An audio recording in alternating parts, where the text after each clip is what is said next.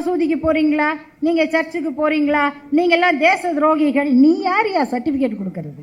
அது எதுக்கு பிறப்புக்கும் எல்லா உயிர்க்கும்னு ஒரு திருக்குறள் எழுத வேண்டி வந்ததுன்னா, அதுக்கு முன்னால இந்த நாட்டுல பிறப்புனால எல்லாரும் சமம் இல்லைன்னு ஒரு கருத்து இருந்துச்சு. இப்பயும் இருக்கு, இன்னைக்கு இருந்திருக்கு. எங்க ஸ்ரீவில்லிபுத்தூர் ஆண்டாள் கோயில்ல பக்தி பாட்டை என்ன மாதிரி இன்னொருத்தர் பாட முடியாது என்று சொல்லக்கூடிய தகுதி வாய்ந்தவர் இளையராஜா. இசை மேதை, இசை ஞானி என்று அவருக்கு முத்தமிழறிஞர் கலைஞர் அவர்கள் பட்டம் கொடுத்தார். இந்தியாவில இருந்து இங்கிலாந்து இசையினுடைய நுணுக்கத்தை கையில் ஏந்தி சிம்பனி அமைத்த ஒரே இந்திய இசை கலைஞர் இளையராஜா அவர்கள் தான். வேற யாருக்கும் அந்த அறிவு திறமை கிடையாது. அவர் எங்க பிறந்தார்? அக்ரஹாரத்துல பிறக்கல. அதனால் இன்னைக்கு கோயிலுக்கு போனா நீங்க இங்க வரக்கூடாதுங்க, அங்க நில்லுங்க. உங்களுக்கு மாலை போடுறோம், பரிவட்டம் கட்டுறோம், ஆனா அதை தாண்டி வந்துடாதீங்க. ஏன், என்ன வித்தியாசம்? கலைஞர் அவர்கள் சொன்னார், ஒரு சாதாரண உழைக்கிற பூக்காரர் சொல்லுகிறாரா, நான் கட்டுகிற பூமாலை கோயிலுக்குள்ள போனது, ஆனா நான் போக முடியல. ஏன்? அங்க நூல் இருக்கு, எனக்கு நூல் இல்ல. அந்த ஒரு நூல் தானே வித்தியாசம். அந்த ஒரு நூல் வித்தியாசத்துல ஒரு இசை ஞானியை இந்த பக்கம் வராதீங்க, அங்கேயே நில்லுங்க அப்படின்னு சொல்ல முடியுதுன்னா இதுக்கு அடித்தளம் போட்டது யார்? அதுக்கு அந்த தத்துவத்துக்கு என்ன பேர்? அதுக்கு பேர் சனாதனம். அதை உருவாக்கியது ஆரியம்.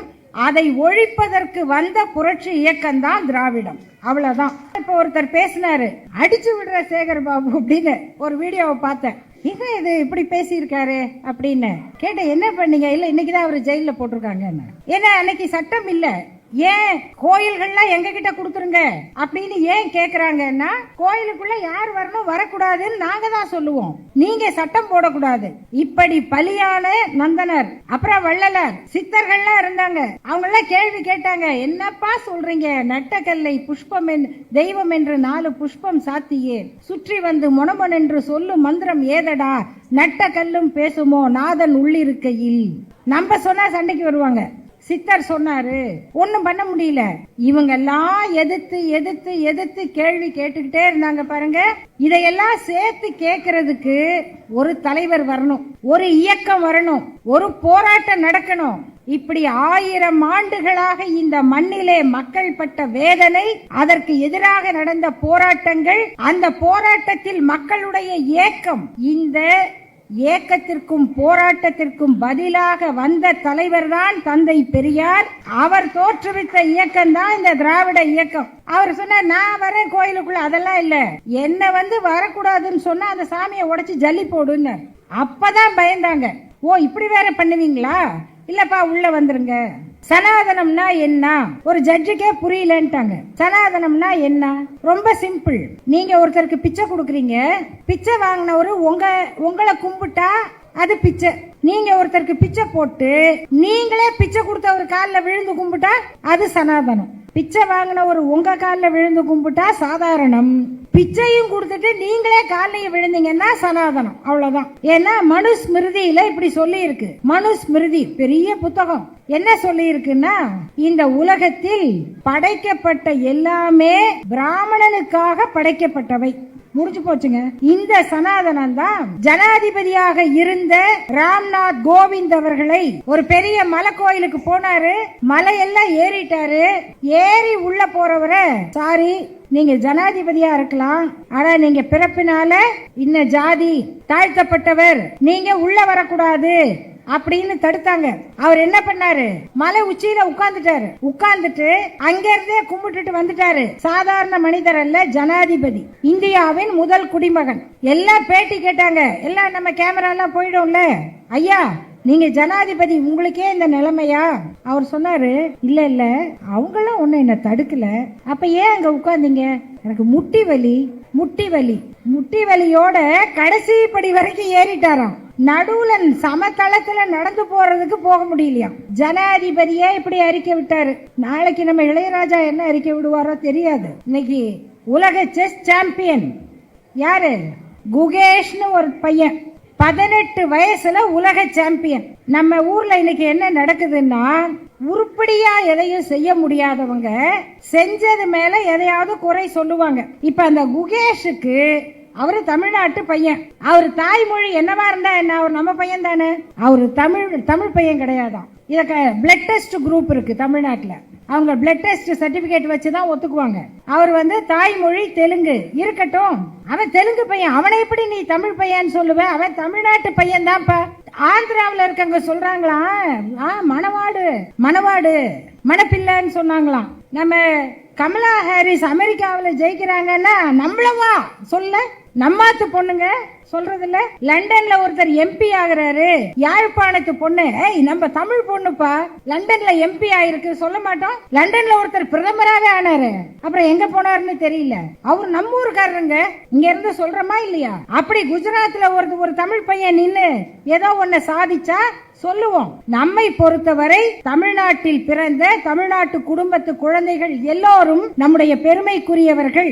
இன்னைக்கு அந்த பையனுக்கு 18 வயசுல உலக சாதனை. அவருக்கு 5 கோடி ரூபாய் தமிழ்நாட்டினுடைய முதல்வர் பரிசளிக்கிறார். அதுக்கு காரணம் நம்முடைய துணை முதல்வர் உதயநிதி அவர்களுடைய உற்சாகம். அது கேக்குறாங்க, அதுக்கு எதுக்குங்க 5 கோடி? ஏன்பா இதுவரைக்கும் உலக சாதனை 22 வயசு. 22 வயசு. அந்த 22 வயசுக்கும் உரிய சாதனையை முறியடிச்சு 18 வயசுல நம்ம ஊரு பையன் உலக சாதனை புரிகிறார்னு சொன்னா அவருக்கு பாராட்டு கொடுக்கணுமா இல்லையா? நம்ம வட சென்னையில இருந்து ஒரு பொண்ணு காசிமான்னு பேரு, அவங்க அப்பா கொடுக்கிற பேட்டியை நீங்க பார்க்கணும். கேரம் போர்டுல இன்னைக்கு உலக சாம்பியன், வட சென்னையில் பிறந்த காசிமா பர்வீன் சுல்தானாவோட ஸ்டூடெண்டா. பாருங்க, நல்ல வேளை நீ எல்லாம் யார்கிட்ட படிச்சேன்னு கேட்க மாட்டாங்க, சாதிச்சிருச்சுல்ல.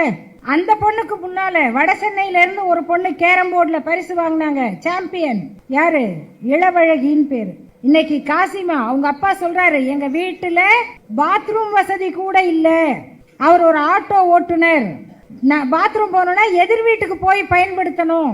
அந்த சூழ்நிலையில வளர்ந்த அந்த குழந்தை, அந்த பெண் போட்டிக்கு போகணும் அமெரிக்காவுக்கு, பணம் கட்ட வசதி இல்லை, 3 லட்சம் ரூபாய் கட்டணும் 3 பேருக்கு. அந்த தொகையை கொடுத்து தமிழ்நாடு அரசு அவர்களை அமெரிக்காவுக்கு அனுப்பி உதவி செய்து இன்னைக்கு அந்த பிள்ளைங்க சாம்பியனாகி வர்றாங்க. இதெல்லாம் சாதாரணம் இல்லை. நாம் பொதுவாக பிறந்த நாள் விழாக்களை வெறும் பாராட்டுக்காகவோ புகழ் மாலைகளுக்காகவோ நடத்துவது இல்லை. அதிலும் திராவிட முன்னேற்ற கழகம் என்கிற இந்த இயக்கம் இந்த அழைப்பிதழில் குறிப்பிடப்பட்டிருப்பதை போல திராவிடம் என்பது புரட்சியின் உதயம், தமிழினம் காக்கவே பிறந்தது கழகம் என்ற ஒரு தலைப்பு இங்கே கொடுக்கப்பட்டிருக்கிறது. ஒரு புரட்சி என்பது ஒரு நாளில் வருவதில்லை. ஒரு நாட்டில் ஒரு போராட்டம் நடக்க வேண்டும் என்றால் கூட அதற்கு முன்னதாக பல நிகழ்ச்சிகள் நடக்க வேண்டும். ஒரு போராட்டத்துக்கே அவ்வளவு முன்னேற்பாடு வேண்டுமென்றால் புரட்சி என்பது ஒரு நாளில் உதிப்பதல்ல. இந்த திராவிடம் என்பது புரட்சியின் உதயம் என்கிறோமே, அது என்றைக்கு உதித்தது? அந்த புரட்சிக்கான முன்னேற்பாடுகள் என்ன? ஏன் இந்த இயக்கத்திற்கு ஒரு தேவை வந்தது? இந்த செய்திகள் தான் இந்த இயக்கத்தினுடைய தேவையை நமக்கு சொல்லக்கூடியது. சங்கத்தமிழ் பாடல்கள்லாம் இங்க சொன்னாங்க. பிறப்பொக்கும் எல்லா உயிர்க்கும் அப்படின்னு வள்ளுவர் எழுதினார். பிறப்பொக்கும் எல்லா உயிர்க்கும், இது நமக்கு தெரியாதா? நம்ம சாதாரணமாக யாராவது கொஞ்சம் தன்னை அதிகமாக பேசிக்கொண்டால் என்ன சொல்லுவோம்னா, ஏன் உங்க அம்மா மட்டும் 12 மாசம் வச்சிருந்தாங்களா? எங்க அம்மா 8 மாசத்துல பெற்றுட்டாங்களா? கேட்போமா இல்லையா? அப்போ சாதாரணமா 10 மாதம்ங்கிறது கணக்கு. சில நாள் முன்ன பின்ன ஆகலாம். எங்க அம்மா எல்லாம் பழமொழி சொல்லுவாங்க, யாராவது அப்படி பேசுனா, ஆமா ஆமா இவங்க அம்மா தான் அருமையா பெத்தா பெருமையா பெத்தா, எங்க அம்மாலாம் ஆடுகுட்டி போகையில போடுகுட்டி போட்டு போயிட்டாளா அப்படின்னு கேட்பாங்க. என்னடா ஆடுகுட்டி போடையில போடுகுட்டி போட்டு போயிட்டாளா? அப்படி இப்படி ஒரு பழமொழி. ஏன்னா எங்க அம்மாவும் அப்படிதானே பெத்தாங்க, உங்களையும் அப்படிதானே பெத்தாங்க. அப்ப நம்ம சமம்தான் எல்லாருக்கும் தெரியும்ல. இதுக்கு போய் திருவள்ளுவர் என்ற ஒரு பெரிய புலவர் அறிஞர் ஒரு திருக்குறள் எழுதி மக்களுக்கு சொல்லணுமா? தெரியாதான? சர்க்கரை இனிக்கும்னு சொல்லணுங்களா? நெருப்பு சுடுன்னு சொல்லணுமா? அது எதுக்கு பிறப்போக்கும் எல்லா உயிர்க்கும்னு ஒரு திருக்குறள் எழுத வேண்டி வந்ததுன்னா, அதுக்கு முன்னால இந்த நாட்டில் பிறப்புனால எல்லாரும் சமம் இல்லைன்னு ஒரு கருத்து இருந்துச்சு. இப்பயும் இருக்கு, இன்னைக்கு இருந்திருக்கு. எங்க? ஸ்ரீவில்லிபுத்தூர் ஆண்டாள் கோயில்ல இன்னைக்கும் இருக்கு. பிறப்பினால எல்லாரும் சமம் இல்லை. எனக்கு பக்தி ரொம்ப இருக்குதுங்க. பக்தி பாட்டை என்ன மாதிரி இன்னொருத்தர் பாட முடியாது என்று சொல்லக்கூடிய தகுதி வாய்ந்தவர் இளையராஜா. இசை மேதை, இசை ஞானி என்று அவருக்கு முத்தமிழறிஞர் கலைஞர் அவர்கள் பட்டம் கொடுத்தார். இந்தியாவில் இருந்து இங்கிலாந்து இசையினுடைய நுணுக்கத்தை கையில் ஏந்தி சிம்பொனி அமைத்த ஒரே இந்திய இசை கலைஞர் இளையராஜா அவர்கள்தான். வேற யாருக்கும் அந்த அறிவு திறமை கிடையாது. அவர் எங்க பிறந்தார்? அக்ரஹாரத்தில் பிறக்கல. அதனால் இன்னைக்கு கோயிலுக்கு போனா நீங்க இங்க வரக்கூடாதுங்க, அங்க நில்லுங்க. உங்களுக்கு மாலை போடுறோம், பரிவட்டம் கட்டுறோம், ஆனா அதை தாண்டி வந்துடாதீங்க. ஏன்? என்ன வித்தியாசம்? கலைஞர் அவர்கள் சொன்னார். ஒரு சாதாரண உழைக்கிற பூக்காரர் சொல்லுகிறாராம், நான் கட்டுகிற பூமாலை கோயிலுக்குள்ள போனது, ஆனா நான் போக முடியல. ஏன்? அங்க நூல் இருக்கு, எனக்கு நூல் இல்லை. அந்த ஒரு நூல் தானே வித்தியாசம்.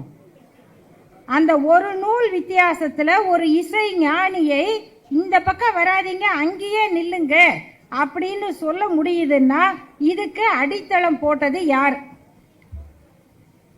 அதுக்கு அந்த தத்துவத்துக்கு என்ன பேர்? அதுக்கு பேர் சனாதனம். அதை உருவாக்கியது ஆரியம். அதை ஒழிப்பதற்கு வந்த புரட்சி இயக்கம்தான் திராவிடம். அவ்வளவுதான். இதுதான் திராவிடம். அப்ப இந்த திராவிடத்தை வளர்க்கணும்னா, நம்ம ஒரு நல்ல கட்டடத்தை கட்டணும்னா அங்க ஏற்கனவே ஒரு பழைய கட்டடம் இருக்கு, சிதிலமாயி போயிருக்கு, கரையா வந்திருக்கு, புத்து வச்சிருக்கு, அடிமட்டமெல்லாம் ஆடி போயிருக்கு. பில்டிங் ஸ்ட்ராங், பேஸ்மெண்ட் வீக் இல்ல, எல்லாம் ஆடி போகுது. இப்ப எப்படி நம்ம புதிய ஒரு கட்டடத்தை கட்டுறது? சாதி மத பேதங்கள், மூட வழக்கங்கள் தாங்கி நடந்து வரும் சண்டை உலகம். சண்டை, எல்லாத்துக்கும் சண்டை. ஜாதி மதம் எல்லா பேதமும் இருக்கு. இந்த உலகத்தை என்ன பண்றது அப்படின்னா, ஜாதி மத பேதங்கள் மூட வழக்கங்கள் தாங்கி நடந்து வரும் சண்டை உலகிதனை ஊதையில் துரும்பு போல் அலைக்கழிப்போம். ஒரு புயல்ல மாட்டிக்கிட்ட துரும்பு எப்படி ஆடுமோ, அந்த துரும்பு மாதிரி இந்த உலகத்தை அலக்கழிச்சு அதை ஒழிச்சிட்டு புதியதோர் உலகம் செய்வோம். பேதமிலா பெரு உலகிற்கு சுயமரியாதை உலகென்று பெயரிடுவோம் என்று புரட்சி கவிஞர் பாரதிதாசன் பாடினார். அப்படி இந்த பேதம் மிக்க உலகத்தை அழித்து சமத்துவமான சமுதாயத்தை படைக்க வந்த தத்துவத்துக்கு பேர் தான் திராவிடம். இது திருவள்ளுவர் காலத்துக்கு முன்னால இருந்தது.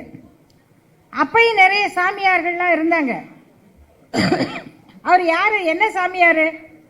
பெரிய தாடி வச்சிருக்காரு. இன்னொருத்தர் பார்த்தா சுத்தமா மொட்டை அடிச்சிருக்காரு. போறவங்க எல்லாம் விழுந்து கும்பிடுறாங்க. ஏமா அவரை விழுந்து கும்பிடுறீங்க? அவர் சாமியாருங்க, எப்படி கண்டுபிடிச்சிங்க? மொட்டை அடிச்சிருக்காருங்க. இவருக்கான ஏமா விழுந்து கும்பிடுறீங்க? அவர் தாடி வளர்த்திருக்காருங்க, அதனால சாமியாருங்க. வள்ளுவர் சொன்னாரு, எப்பா நீ தாடியும் வைக்காத, மொட்டையே அடிக்காத, ஒழுக்கமா வாழு போதும்னார். ஒழுக்கமா வாழு. இதையெல்லாம் சொன்ன திருக்குறளை படிக்காதீங்கன்னு இந்த நாட்டில் பேசியிருக்காங்க. படிக்காதீங்க. எதை படிக்க கூடாது? திருக்குறள் படிக்க கூடாது. வேதம் பெருசு, திருக்குறள் அப்படி அல்ல. இதெல்லாம் பிரச்சாரம் நடந்திருக்கு. நம்முடைய அமைச்சர் அவர்கள் பேராசிரியர் சங்கீதா அவர்களை அறிமுகப்படுத்தும் போது சொன்னார், 30 நாளும் திருப்பாவை சொல்லக்கூடியவங்க. அது மாதிரி அவர் சபரிமலைக்கு போகிறவர், அவங்க குரான் படிக்கிறவங்க. நான் இது எதுக்கும் ஒத்து வராத ஆள். எல்லாரும் இந்த மேடையில் இருக்கும் பாருங்க, அதுதான் திராவிட மாடல். எல்லாரும் வாழ்றது. அது என்ன, நீங்க மசூதிக்கு போறீங்களா, நீங்க சர்ச்சுக்கு போறீங்களா, நீங்க எல்லாம் தேச துரோகிகள். நீ யாரையா சர்டிபிகேட் கொடுக்கறது? நீ யாரு? மசூதி இந்த ஊர்ல தான் இருக்கு, சர்ச்சும் இந்த ஊர்ல தான் இருக்கு. ஒருத்தருக்கு எங்க பிடிக்குதோ அங்க போவாங்க. கோயிலும் இங்க தான் இருக்கு. கோயிலுக்கு பிடிச்சவங்க கோயிலுக்கு போவாங்க, அங்க போறவங்க இங்க போவாங்க. வெள்ளைக்காரங்கெல்லாம் கிருஷ்ண ஜெயந்தி கொண்டாடுறாங்க ஜெர்மனியில, இங்க எடுத்து போடுறாங்க. வெள்ளைக்காரன் ஹரே ராமா ஹரே கிருஷ்ணா நல்லா இருக்கு, பக்கத்து வீட்டுக்காரன் அல்லேலூயான்னா உனக்கு வலிக்குதா? அது அவர் உரிமை, இது இவர் உரிமை, அவ்வளவுதானே. அது மாதிரி இது எதுவுமே தேவையில்லைங்க.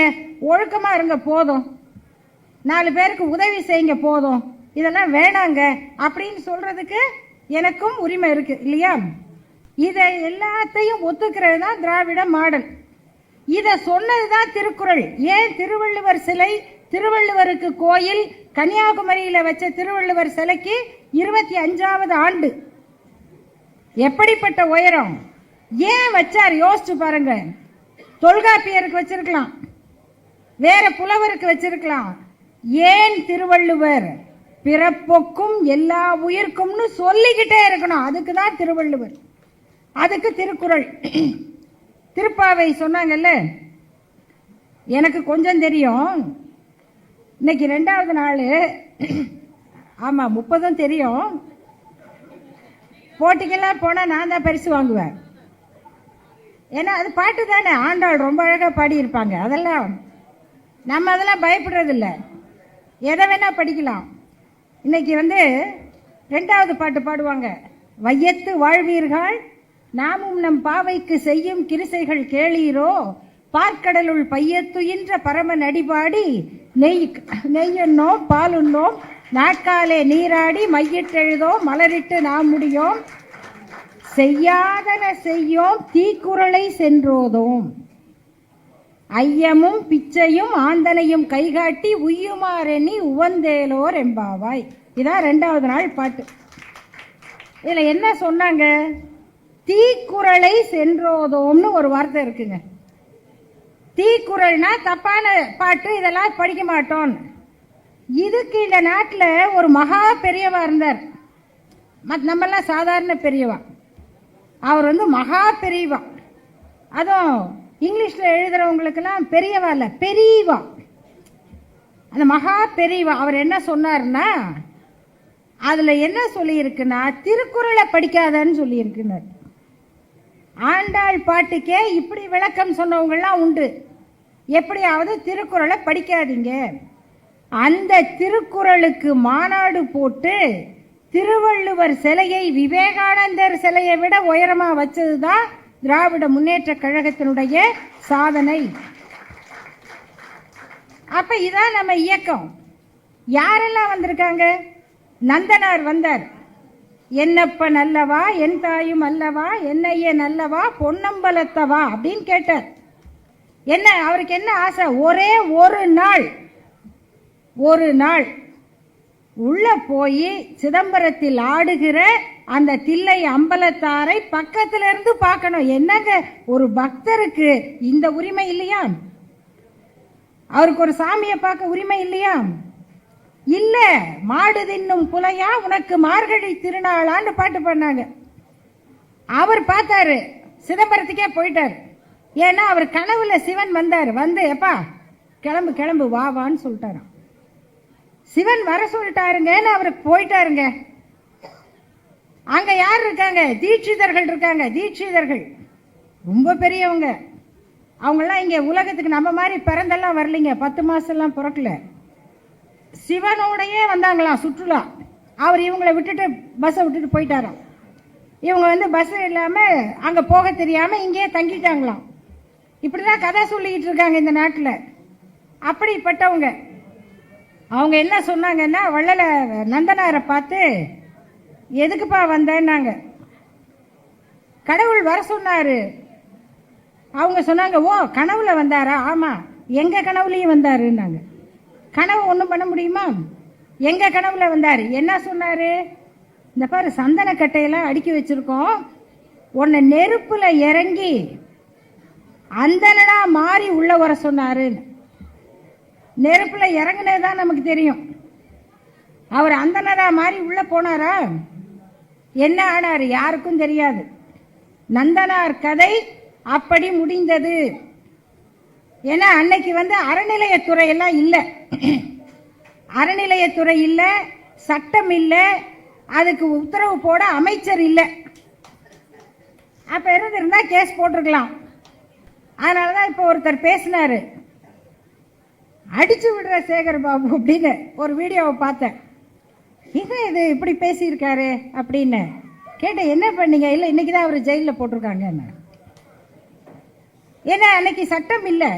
ஏன் கோயில்கள்லாம் எங்க கிட்ட கொடுத்துருங்க அப்படின்னு ஏன் கேக்குறாங்கன்னா, கோயிலுக்குள்ள யார் வரணும் வரக்கூடாதுன்னு நாங்க தான் சொல்லுவோம், நீங்க சட்டம் போடக்கூடாது. இப்படி பலியான நந்தனர், அப்புறம் வள்ளலார், சித்தர்கள்லாம் இருந்தாங்க.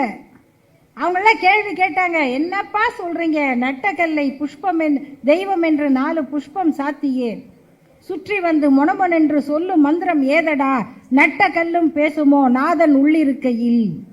நம்ம சொன்னா சண்டைக்கு வருவாங்க. சித்தர் சொன்னாரு, ஒன்னும் பண்ண முடியல. இவங்கெல்லாம் எதிர்த்து எதிர்த்து எதிர்த்து கேள்வி கேட்டுக்கிட்டே இருந்தாங்க பாருங்க. இதையெல்லாம் சேர்த்து கேட்கறதுக்கு ஒரு தலைவர் வரணும், ஒரு இயக்கம் வரணும், ஒரு போராட்டம் நடக்கணும். இப்படி 1000 ஆண்டுகளாக இந்த மண்ணிலே மக்கள் பட்ட வேதனை, அதற்கு எதிராக நடந்த போராட்டங்கள், அந்த போராட்டத்தில் மக்களுடைய ஏக்கம், இந்த ஏக்கத்திற்கும் போராட்டத்திற்கும் பதிலாக வந்த தலைவர் தான் தந்தை பெரியார். அவர் தோற்றுவித்த இயக்கம் தான் இந்த திராவிட இயக்கம். அவர் சொன்ன, நான் வரேன் கோயிலுக்குள்ள, அதெல்லாம் இல்ல, என்ன வரக்கூடாதுன்னு சொன்னா அந்த சாமியை உடைச்சு ஜல்லி போடுன்னு. அப்பதான் பயந்தாங்க. ஓ இப்படி வேற பண்ணுவீங்களா? இல்லப்பா உள்ள வந்துருங்க. உள்ள போகணும்னாலே அந்த பெரியாரின் கைத்தடி வேணும். இப்படி தொடங்கியது. இன்னைக்கு இங்க இருந்து 1925 இருந்து ஒரு நூற்றாண்டுக்கு வந்திருக்கோம். அந்த இயக்கத்தினுடைய அரசியல் கட்சியாக, அந்த கொள்கையை கொண்ட அரசியல் கட்சியாக ஆட்சியை அமைத்தார் பேரறிஞர் அண்ணா. அண்ணா இல்லைன்னு சொன்னா இந்த தமிழ்நாட்டினுடைய வரலாறு இப்படி இருந்திருக்காது. அதனாலதான் இவங்க எல்லாரும் சொல்லுவாங்க, நீங்க எளிமை பேசுவாங்க, பார்த்திருக்கீங்களா? வாட்ஸ்அப்ல வருது. காமராஜர் எளிமையாக இருப்பார், கக்கன் எளிமையாக இருப்பார். அவங்க சட்டை எல்லாம் கூட அயன் பண்ண சட்டை போட்டிருந்திருக்காங்க, பார்த்திருக்கீங்களா? காமராஜருடைய சட்டை எப்போதும் கசங்கிய சட்டை அல்ல, அது நல்ல முடன்னு கதர் சட்டை, அயன் பண்ண சட்டை. ஒரு அழுக்கு வேட்டியோடு, மாறி மாறி பொத்தான் போட்ட சட்டையோடு, வெற்றிலை காவி சிந்திய கரையோடு, சீவாத தலையோடு அந்த மேடையில நின்று உலக அரசியலை பேசியவர் பேரறிஞர் அண்ணா. உலக அரசியலை யாரு அவரை பார்த்தா இவர் இப்படி பேசுவார்னு தெரியுமா? மதிப்பாங்களா?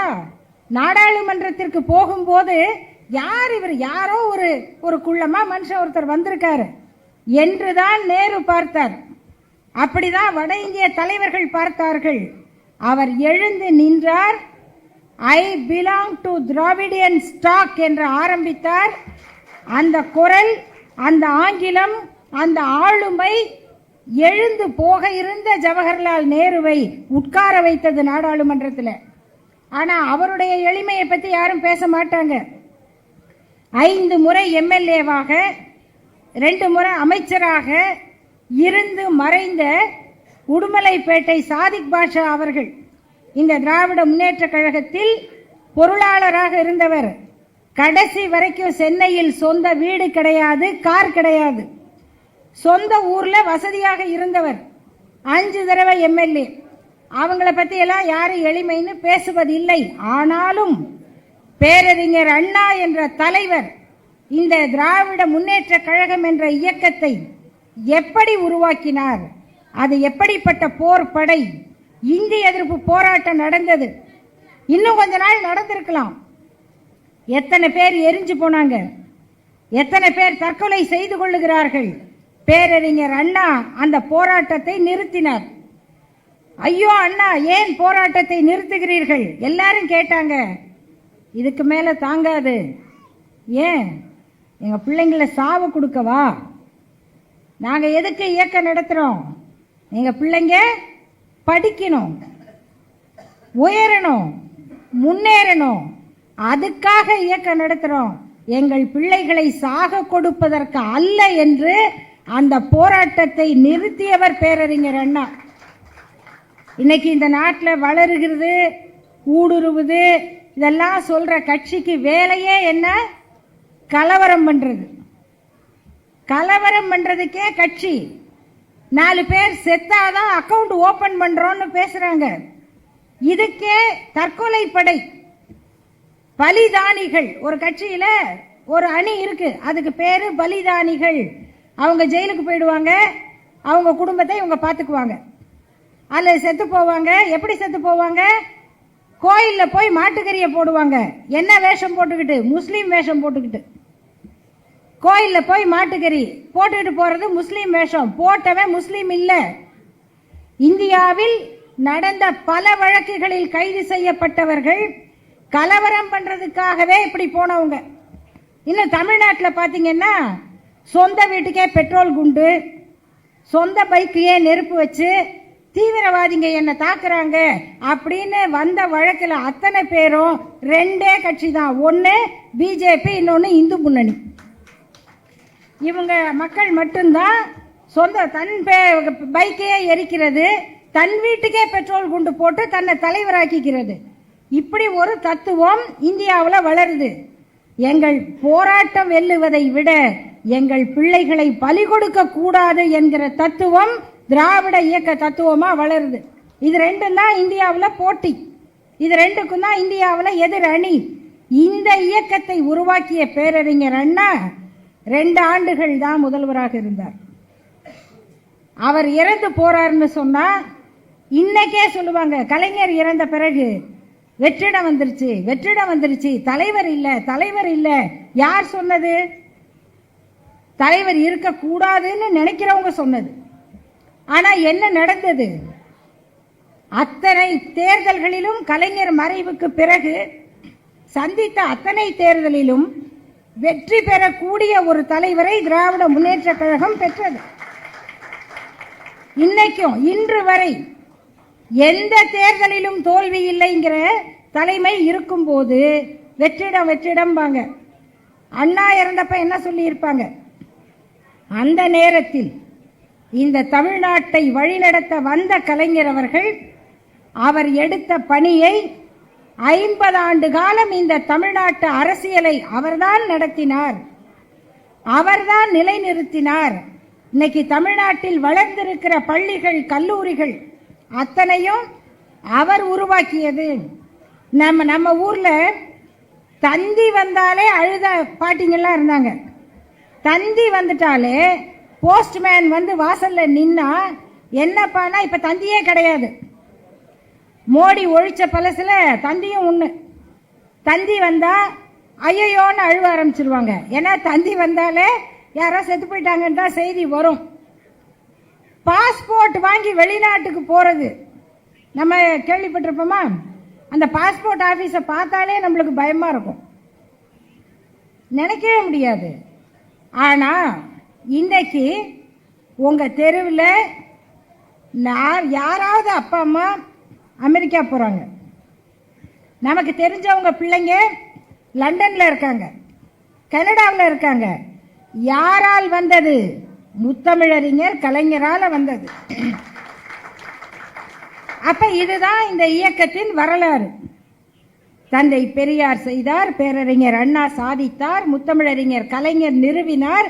அதை இத்தனை ஆண்டுகளாக எடுத்து தொடர்ந்து நடத்துகிற ஆற்றல் மிக்க தளபதி முதல்வராக இருக்கிறார். இதான ஒரு இயக்கத்தோட பரிணாமம். இப்போ முக்கியமான கேள்விக்கு வந்துட்டோம். எதிரிகளுக்கு ரொம்ப ஆசை என்னன்னா, அவ்வளவுதாங்க, இதுக்கப்புறம் கிடையாது. இது ஒவ்வொரு தலைவருக்கும் சொல்லுவாங்க. இப்பயும் அப்படிதான் நினைச்சாங்க. அப்படி நினைத்தவர்களுக்கு ஒரு அதிர்ச்சி வைத்தியம் கொடுத்தவர் யார் என்றால் அவர்தான் நம்முடைய துணை முதல்வர் உதயநிதி ஸ்டாலின் அவர்கள். அவங்க எதிர்பார்க்கல. நாம ஏன் உதயநிதி ஸ்டாலின் அவர்களை பாராட்டுகிறோம், எதுக்காக அவரை வாழ்த்துறோம் அப்படின்னா, 3 செய்தி அவரை பத்தி குறிப்பாக சொல்ல வேண்டியது. ஒன்று, நான் வரலாறுலாம் சொன்னேன் இல்லையா, இந்த தத்துவத்தை அடுத்த தலைமுறைக்கு எடுத்துட்டு போகணும். ரசிகர் மன்றமாக ஒரு கட்சியை நடத்த கூடாது. திராவிட முன்னேற்ற கழகத்தை அப்படி நடத்த முடியாது. அப்படி ஏற்கனவே ரசிகர் மன்றமாக இருந்தவர்கள் தான் அண்ணா திராவிட முன்னேற்ற கழகம் என்ற அமைப்பை கண்டவர்கள். ஆக திராவிட முன்னேற்ற கழகம் என்பது கொள்கை அறிந்தவர்களுடைய இயக்கம். இது வெறும் ரசிகர் மன்றம் அல்ல. ஆம கதையெல்லாம் அடிச்சு விட முடியாது. அதெல்லாம் அந்த பொய்யெல்லாம் ரொம்ப சுலபமா புரிஞ்சுக்குவாங்க மக்கள். அப்ப இந்த இயக்கத்தின் அடுத்த தலைமுறை இளைஞர்களுக்கு என்ன வேணும் அப்படின்னா, எல்லாருக்கும் ஈடுபாடு இருக்கு, ஆசை இருக்கு, கொள்கை பயிற்சி இருக்கா? வர்றவங்கெல்லாம் என்னை புகழ்கிறார்களா, இல்ல உனக்கு கொள்கை தெரியுதா என்ற கேள்வியை கேட்டவர் உதயநிதி அவர்கள். அது என்ன இல்லைங்க, நாங்க படிக்கல, அப்படியே வந்துட்டோம். யார வேணா இப்ப கேட்டு பாருங்க. நம்ம தானே ஆட்சியில் இருக்கோம், நம்ம என்னத்துக்கு போய் படிச்சுக்கிட்டு கட்சி வரலாறு? ஏன்னா நம்ம இருக்கோம், இப்போ நல்ல நிலைமையில இருக்கோம். அதனால வரலாறு படிக்கல. வரலாறு படிக்கலன்னா என்ன ஆகும்? வரலாறு படிக்கலன்னா என்ன ஆகும்? எதிரியை எப்படி புரிஞ்சுக்கிறது? அப்போ வரலாறு படிக்க தன்னுடைய இளைஞர் படை வரலாற்றை படிக்கணும் என்பதற்காக முரசொலி நாளேட்டில் ஒவ்வொரு நாளும் பாசறை பக்கம்ங்கிற ஒரு பக்கத்தை ஒதுக்கி அதுல பழைய வரலாறுகள் மொத்தமும் எழுத வைத்தவர் நம்முடைய துணை முதல்வர் உதயநிதி அவர்கள். இளைஞரணி தோழர்கள், மாணவரணி தோழர்கள் பயிற்சி வகுப்பு நான் கலந்துக்கணும், அவர்களுக்காக பாசறை பயிற்சி நடந்தது. ஆனா அந்த பாசறை பயிற்சிக்காக, இந்த பாடத்திட்டத்துக்காக ஒரு ஆண்டு நானே கட்டுரை எழுதினேன் முரசொலியில. பெண்களை பத்தி, நமக்கு முன்னால போராடிய பெண்கள், அவங்கெல்லாம் எப்படி இருந்தாங்க, எப்படி போராடினாங்க, அவங்க கதையெல்லாம் எடுத்து பார்த்தா அவ்வளவு செய்தி, அவ்வளவு போராட்டம். அதை ஒரு ஆண்டு ஒவ்வொரு புதன்கிழமையும் கட்டுரையாக எழுதினேன். அது இன்னைக்கு 2 புத்தகமாக வந்திருக்கு. இன்னைக்கு உலகத்துல யார் அந்த புத்தகத்தை வாங்கி படிச்சாலும் இந்த திராவிட இயக்க பெண்கள் வரலாறு மாதிரி உலகத்துல எந்த இயக்கமும் இல்லைன்னு சொல்ல முடியும். அப்படிப்பட்ட வரலாற்றை உருவாக்குவதோடு மீட்டுருவாக்கம் செய்து அடுத்த தலைமுறையில் தன்னோடு வருகிற இளைஞர்கள் கொள்கை பயிற்சி எடுக்கணும். இதுதான் அவர் செய்த முதல் வேலை. 2வது, அமைச்சராக விளையாட்டுத்துறை, இளைஞர் நலம் இந்த பொறுப்பை எடுத்துக்கொண்டார். இன்னைக்கு தமிழ்நாடு முழுக்க ஒவ்வொரு மாவட்டத்திலையும் அந்த விளையாட்டு வீரர்களுக்கான ஒரு மேம்பாட்டு அலுவலகம் இருக்கு. நீங்க நம்ம குழந்தைங்க படுற கஷ்டம் இருக்கு பாருங்க, ஸ்போர்ட்ஸுக்கு போய் அவங்களுக்கு ஒரு நல்ல இடம் இல்லை, பயிற்சிக்கு வருவாங்க.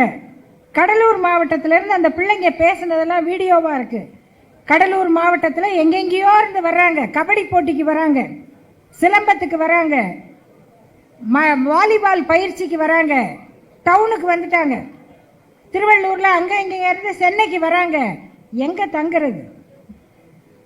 அப்பா அம்மாவோட வரலாம், ஹாஸ்டல் இல்ல, ஹோட்டல்ல தங்கினா செலவு, நல்ல சாப்பாடு கிடைக்காது. இன்னைக்கு அத்தனை விளையாட்டு வீரர்களுக்கும் ஒவ்வொரு மாவட்டத்திலும் தனியாக பயிற்சி மையம், பெண் குழந்தைங்க வந்தா தைரியமா தங்கி பயிற்சி எடுக்கலாம்.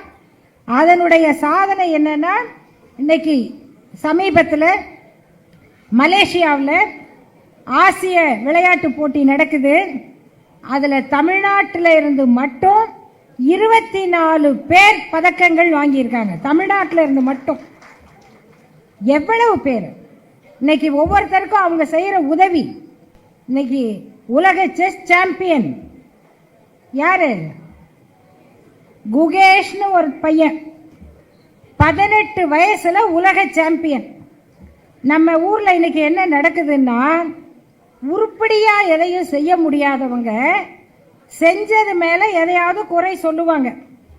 இப்ப அந்த குகேஷுக்கு, அவரு தமிழ்நாட்டு பையன், அவர் தாய்மொழி என்னவா இருந்தா என்ன, அவர் நம்ம பையன் தானே. அவர் தமிழ் பையன் கிடையாதான். இதுக்கு பிளட் டெஸ்ட் குரூப் இருக்கு தமிழ்நாட்டில். அவங்க பிளட் டெஸ்ட் சர்டிபிகேட் வச்சு தான் ஒத்துக்குவாங்க. அவர் தாய்மொழி தெலுங்கு இருக்கட்டும், அவன் தெலுங்கு பையன், அவனை எப்படி நீ தமிழ் பையன் சொல்லுவ? அவன் தமிழ்நாட்டு பையன் தான்ப்பா. ஆந்திராவில் இருக்கவங்க சொல்றாங்களா, மணவாடு மணப்பிள்ளைன்னு சொன்னாங்களாம். நம்ம கமலா ஹாரிஸ் அமெரிக்காவில் ஜெயிக்கிறாங்கன்னா நம்மளவா சொல்ல, நம்மாத்து பொண்ணுங்க சொல்றதில்ல. லண்டன்ல ஒருத்தர் எம்பி ஆகிறாரு, யாழ்ப்பாணத்து பொண்ணு, நம்ம தமிழ் பொண்ணுப்பா லண்டன்ல எம்பி ஆயிருக்கு சொல்ல மாட்டோம். லண்டன்ல ஒருத்தர் பிரதமராக ஆனாரு, அப்புறம் எங்க போனாருன்னு தெரியல. அவர் நம்ம ஊருக்காரருங்க, இங்க இருந்து சொல்றமா இல்லையா? அப்படி குஜராத்தில் ஒரு தமிழ் பையன் நின்று ஏதோ ஒன்ன சாதிச்சா சொல்லுவோம். நம்மை பொறுத்தவரை தமிழ்நாட்டில் பிறந்த தமிழ்நாட்டு குடும்பத்து குழந்தைகள் எல்லோரும் நம்முடைய பெருமைக்குரியவர்கள். இன்னைக்கு அந்த பையனுக்கு 18 வயசுல உலக சாதனை. அவருக்கு 5 கோடி ரூபாய் தமிழ்நாட்டினுடைய முதல்வர் பரிசளிக்கிறார். அதுக்கு காரணம் நம்முடைய துணை முதல்வர் உதயநிதி அவர்களுடைய உற்சாகம். அது கேட்குறாங்க, அதுக்கு எதுக்குங்க 5 கோடி? ஏன்பா, இதுவரைக்கும் உலக சாதனை 22 வயசு. 22 வயசு. அந்த 22 வயசுக்கும் உரிய சாதனையை முறியடிச்சு 18 வயசுல நம்ம ஊர் பையன் உலக சாதனை புரிகிறார்னு சொன்னா அவருக்கு பாராட்டு கொடுக்கணுமா இல்லையா? நம்ம வட சென்னையில இருந்து ஒரு பொண்ணு, காசிமான்னு பேரு, அவங்க அப்பா கொடுக்கிற பேட்டியை நீங்க பார்க்கணும். கேரம் போர்டுல இன்னைக்கு உலக சாம்பியன், வட சென்னையில் பிறந்த காசிமா. பர்வீன் சுல்தானாவோட ஸ்டூடெண்டா பாருங்க. நல்ல வேளை, நீ எல்லாம் யார்கிட்ட படிச்சேன்னு அதை கேட்க மாட்டாங்க. சாதிச்சிருச்சுல்ல. அந்த பொண்ணுக்கு முன்னால வட சென்னையில இருந்து ஒரு பொண்ணு கேரம் போர்டுல பரிசு வாங்கினாங்க, சாம்பியன். யாரு? இளவழகின்னு பேரு. இன்னைக்கு காசிமா, அவங்க அப்பா சொல்றாரு, எங்க வீட்டுல பாத்ரூம் வசதி கூட இல்ல. அவர் ஒரு ஆட்டோ ஓட்டுநர். பாத்ரூம் போனோம்னா எதிர் வீட்டுக்கு போய் பயன்படுத்தணும். அந்த சூழ்நிலையில வளர்ந்த அந்த குழந்தை, அந்த பெண் போட்டிக்கு போகணும் அமெரிக்காவுக்கு, பணம் கட்ட வசதி இல்லை. 3 லட்சம் ரூபாய் கட்டணும் 3 பேருக்கு. அந்த தொகையை கொடுத்து தமிழ்நாடு அரசு அவர்களை அமெரிக்காவுக்கு அனுப்பி உதவி செய்து இன்னைக்கு அந்த பிள்ளைங்க சாம்பியனாகி வர்றாங்க. இதெல்லாம் சாதாரணம் இல்லை. இன்னும் ஒவ்வொரு துறையிலும் அரசு பள்ளிகளில் படிக்கிற பிள்ளைங்க வெளிநாட்டில் படிக்க ஆசைப்பட்டா அதுக்கு தகுதியை வளர்த்துக்கங்க, மார்க் வாங்குங்க, சிறப்பா வந்தா உங்களுக்கு பயிற்சி உண்டு. பயிற்சி கொடுத்து வெளிநாட்டுக்கு அனுப்புது யாரு? இளைஞர் நலத்துறை. இதெல்லாம் செய்யறதுக்கு தகுதி வாய்ந்த ஒருவர் துணை முதல்வராக இருப்பதனால அது நடக்குது. இது தெரியல. இன்னைக்கு ஜெனரேஷனுக்கு என்ன வேணும்? இது 2க்கும் மேலாக இது ரொம்ப தேவை. இதுக்கு மேலாகனா இது வேணான்னு அர்த்தம் இல்லை, இதுதான் அடிப்படை. இதுக்கும் அடிப்படை ஒன்று இருக்கு. என்னது? தத்துவம், கொள்கை. நீங்க ஒரு ஆள் நல்லவரா இருக்கலாம். நல்லவர்னு என்ன சொல்றீங்க? குஜராத்தில் ஒரு அம்மா போய் ஸ்வாதி சதுர்வேதின்னு அந்த அம்மா பேர், ஒரு பத்திரிகை ரிப்போர்ட்டர். அந்த அம்மா என்ன பண்ணாங்கன்னா, ஒரு பொண்ணு குஜராத்தில் ஒரு கொலை நடந்துச்சு.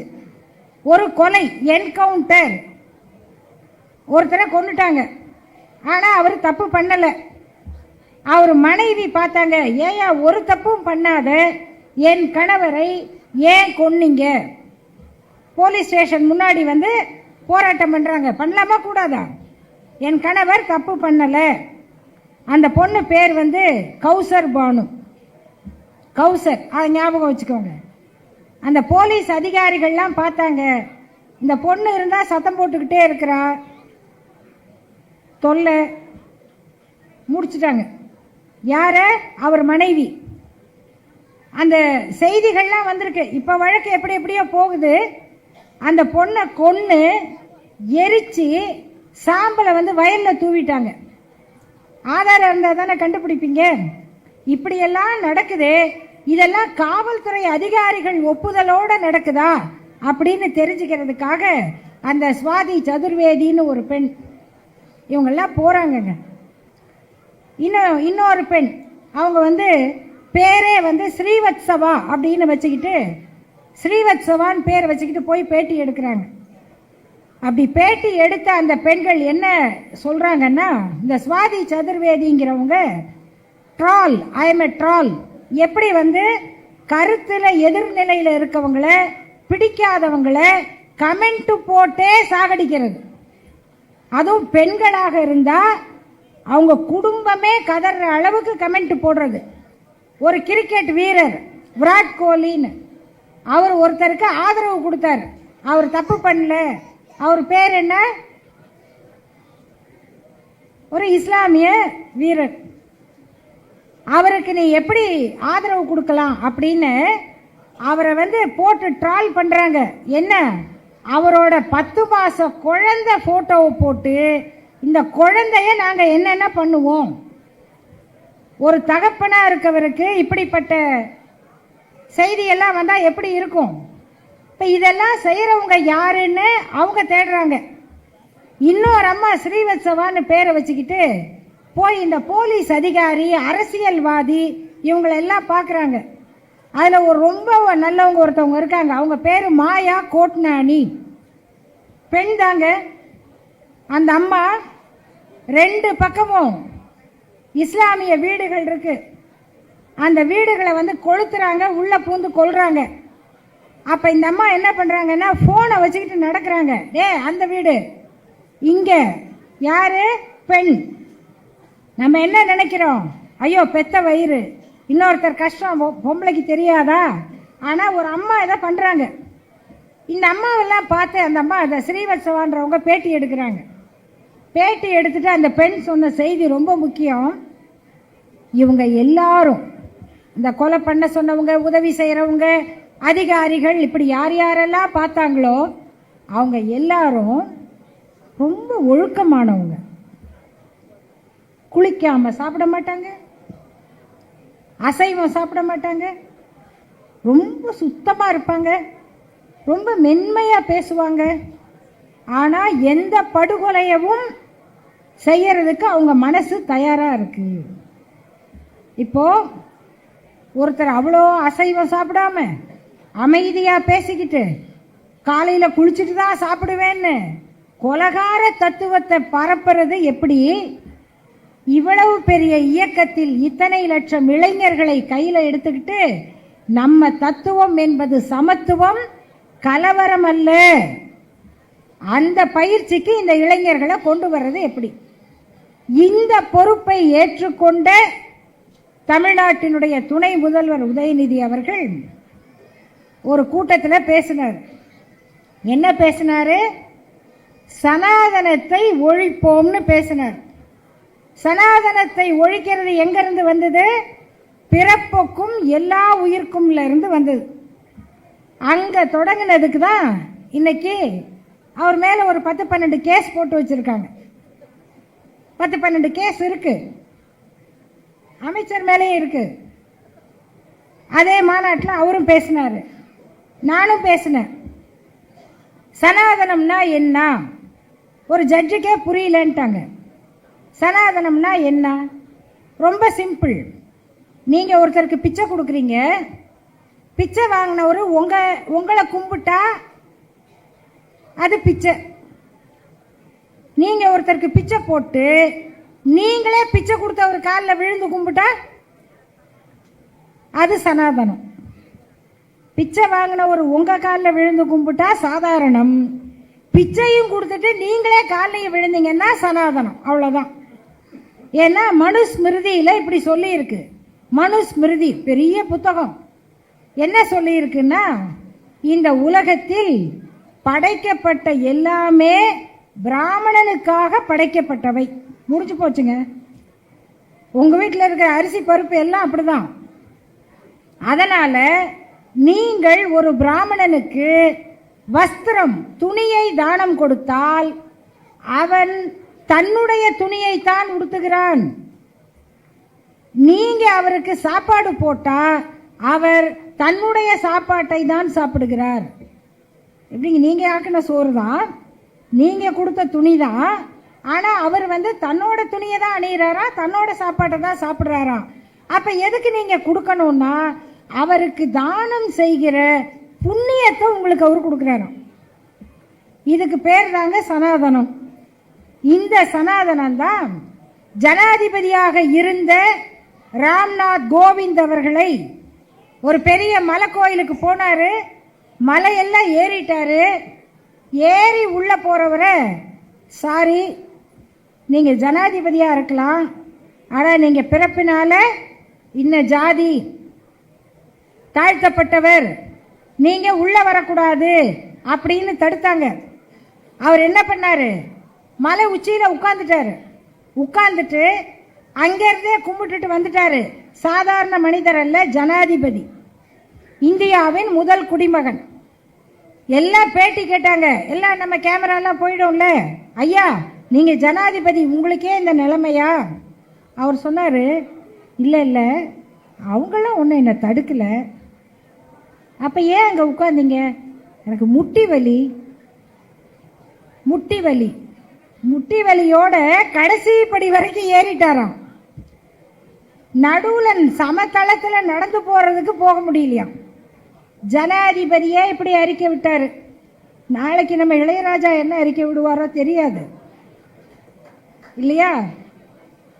அவர் குடியரசு தலைவர், இவர் இளையராஜா. இப்படிதான் அறிக்கை விடுவாங்க. நம்ம இன்னைக்கு பெண் ஜனாதிபதி, அவங்க பழங்குடி விதவை. அதனால நாடாளுமன்ற கட்டடத்தை திறக்கிறது கூட அவங்கள கூப்பிடல. ராமர் கோயிலை திறக்கிறதுக்கு அவங்கள கூப்பிடல. ஏன்?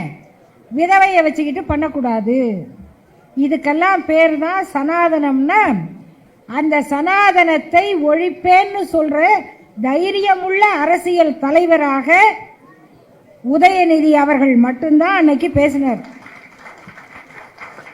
அந்த மாநாட்டில் பேசினார். பேசினதோட எல்லாரும் கேட்டாங்க, உங்க மேல எல்லாரும் கோவப்படுறாங்க, ஒரு மன்னிப்பு கேட்குறீங்களான்னு.